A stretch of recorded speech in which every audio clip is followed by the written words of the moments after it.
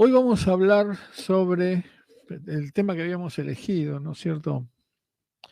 Es qué es el liberalismo, porque a veces se confunden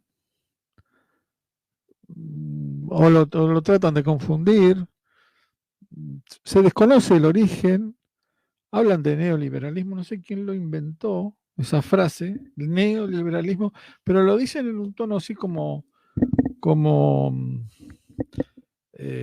despreciándolo, ¿no? No, esto no es liberalismo, es neoliberalismo. Lo he escuchado tantas veces y cuando usted le pregunta, ¿pero qué significa el neoliberalismo? Dicen 40 palabras, pero a uno no le explican qué significa. Neo es nuevo, liberalismo.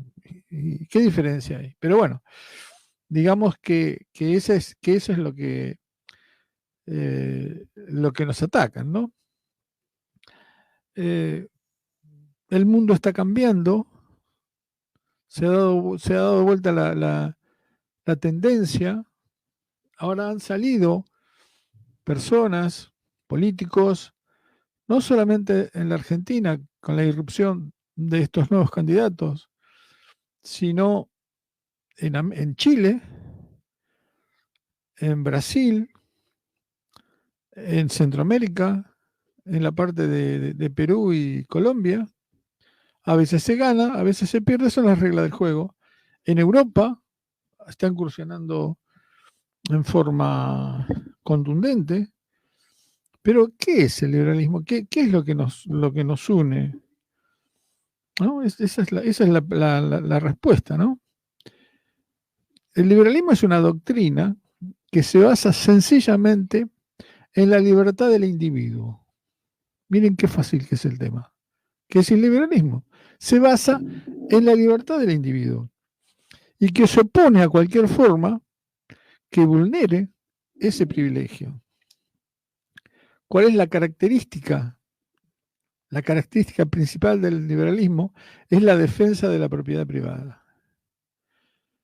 Usted fíjese, entonces habíamos dicho que se basa en la libertad del individuo y en la defensa de la propiedad privada. ¿Por qué hacen hincapié en el tema de la propiedad privada?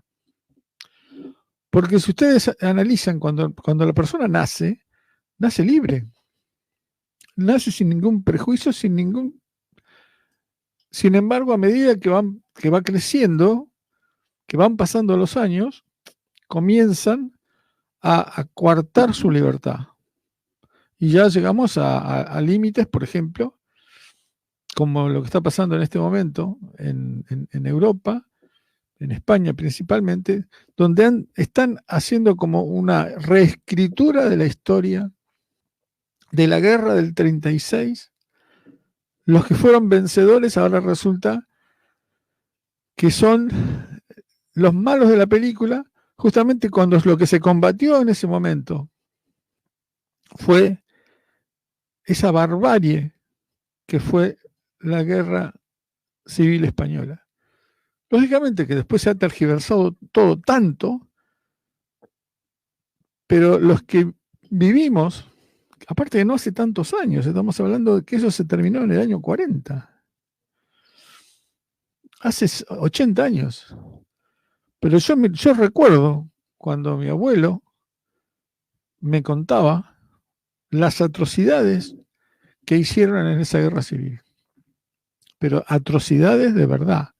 Y era entre hermanos, parientes, porque eran en pueblos, un pueblito de 2000 habitantes, se mataban entre vecinos, entre parientes. Eso es lo que tenemos que tratar de evitar. Ahora, ¿cuál es el ejemplo? ¿Qué podemos hablar de ejemplos de liberalismo? El liberalismo es lo que le otorga al individuo de la sociedad para desenvolverse en áreas como la religión, la cultura, la política. El liberalismo se fundamenta en los derechos humanos para concebir comunidades críticas sin adulterar el respeto a lo ajeno. Entonces, fíjense que la contracara del liberalismo es el comunismo, es el socialismo. ¿Qué fue lo que atacaron en la Guerra Civil Española? Las iglesias. Mataron 16.000 curas y monjas. Mataron. No sé si claro. Los encarcelaban. Simplemente por ejercer de sacerdote. Quemaban las iglesias con todos los cuadros y todo. Ese odio que había. ¿Pero por qué contra la iglesia? Porque ellos lo que no toleran, los socialistas no toleran, es que venga alguien con más autoridad que ellos. Ellos quieren ser justamente solos, quieren manejar absolutamente todo, y la iglesia, ¿qué es lo que busca? Lo mismo que el liberalismo. Busca la igualdad de las personas, el respeto del individuo, el respeto del vecino. A un liberal usted no lo va a ver enfrentando a un vecino. Al contrario, él va a decir, respétenlo, respeten al vecino, esfuércense por respetar al vecino. ¿Cómo fue que surge el liberalismo? ¿Cómo surge? Esto comenzó como una doctrina general y un esfuerzo político en respuestas a las guerras religiosas establecidas en Europa. Durante siglos hubo guerras en Europa, en el siglo XVI y XVII. En la Edad Media fue justamente donde hubo un ocultismo, donde Europa se llamó la Edad Oscura, donde cientos y cientos de años Europa quedó cerrada.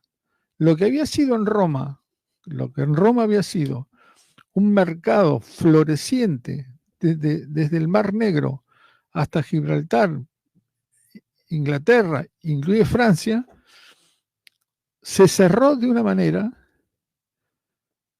que desaparecieron todos los derechos del individuo. ¿Por qué? Porque lo que se llamó, esto lo vamos a hablar en otro momento porque es muy interesante, lo que se llamó fue el pobrismo.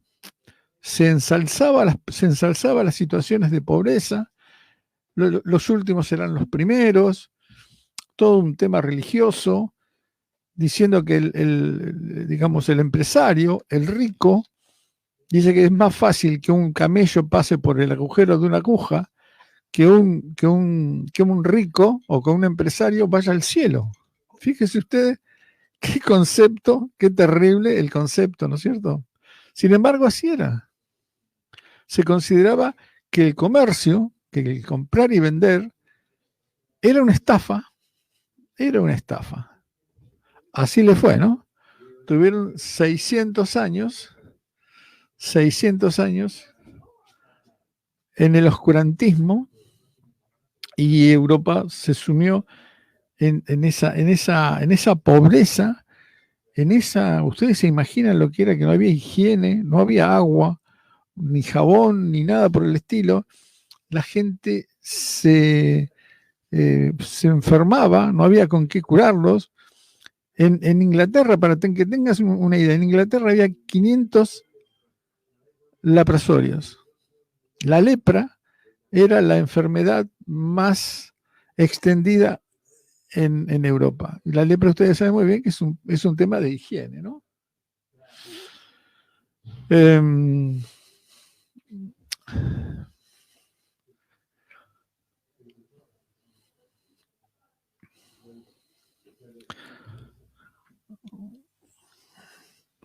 Bueno, ¿qué significa ser liberal? Hablando del tema este de la Edad Media, tengo una grabación que me gustaría pasarla, que es muy interesante, que nos va a ilustrar cuál fue uno de los motivos de la decadencia de Europa. Es decir, es tan obvio lo que vamos a escuchar, pero no obstante eso, igual seguimos cayendo en la trampa, igual seguimos cayendo. Lo vamos a escuchar en este momento.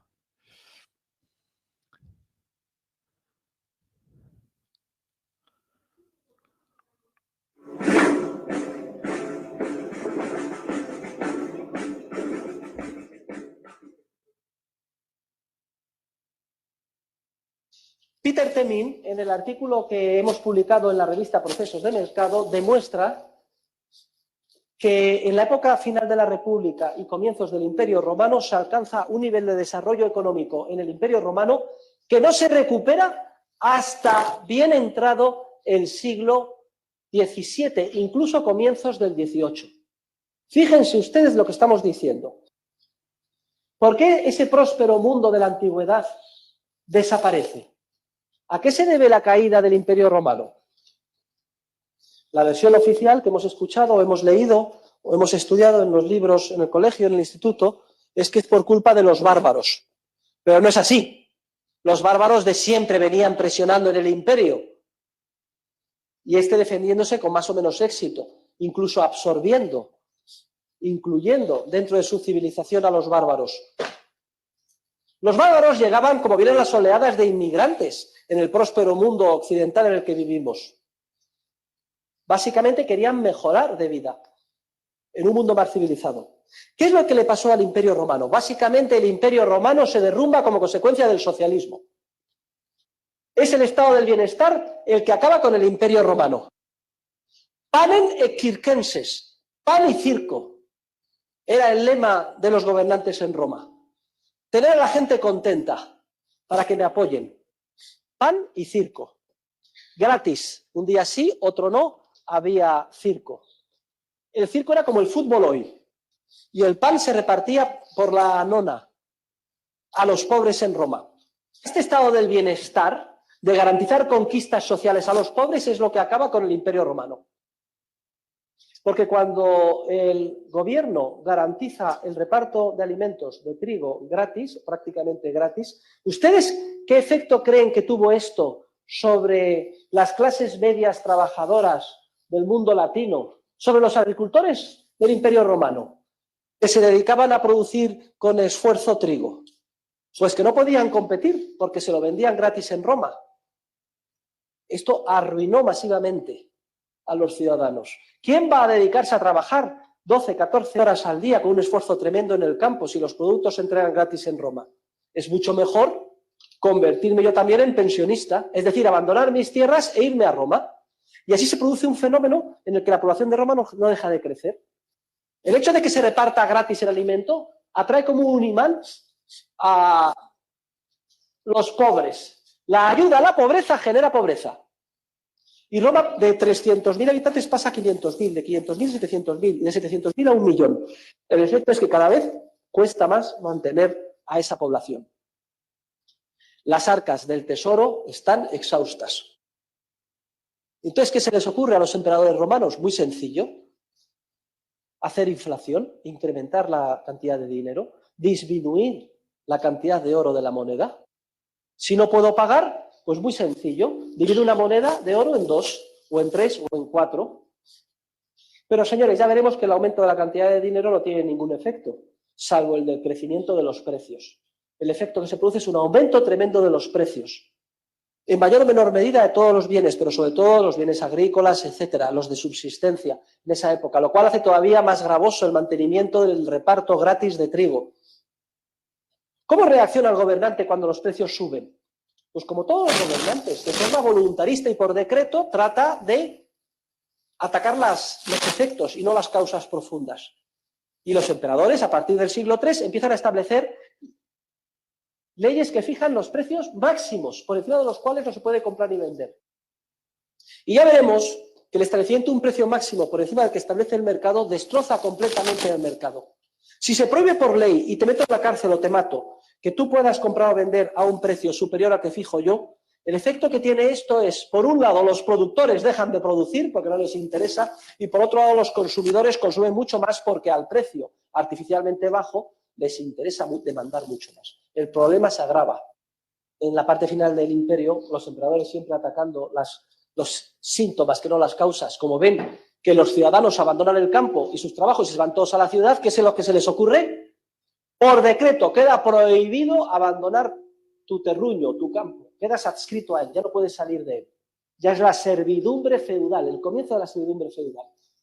Y al final esos siervos realizan prestaciones de tipo personal a un señor que se ocupa de garantizarles la seguridad en una área geográfica determinada. Estamos en el feudalismo y en la Edad Media. Lo que era un mercado común, parecido al de la Unión Europea, que se extendía a lo largo de todos los países alrededor del Mediterráneo, perfectamente conectado con flujos comerciales, etcétera, se va desintegrando poco a poco. Se deja de comerciar. Se pasa a la autarquía. Los mercados desaparecen. Toda la prosperidad y la riqueza del mundo heleno se desploma como consecuencia del estado del bienestar, de la inflación y de la política intervencionista de los gobernantes. Los bárbaros simplemente ocupan lo que no eran sino los restos del antiguo floreciente imperio. Y la caída del Imperio Romano es tenebrosa. En la parte final, estaban los ciudadanos del Imperio Romano tan asqueados con los gobernantes romanos y sus recaudadores de impuestos que para ellos era un mal menor los bárbaros. Decían, preferimos ser esclavos nominales de los bárbaros que ciudadanos bajo la bota opresora, fiscal e intervencionista del Imperio Romano. Y cae el Imperio Romano. 1000 años de oscurantismo. Yo les pregunto, ¿qué habría pasado con la civilización si el próspero mundo liberal de la economía de mercado del Imperio Romano, de comienzos del Imperio Romano, no se hubiera desmoronado por culpa del socialismo? A lo mejor podríamos haber llegado a la Luna en el año 800 o 900. No se crean ustedes que el devenir histórico es un continuo avanzar en base a progreso o desarrollo. La civilización humana puede autodestruirse y uno de los ejemplos más claros es el que acabo de explicar de la historia del Imperio Romano.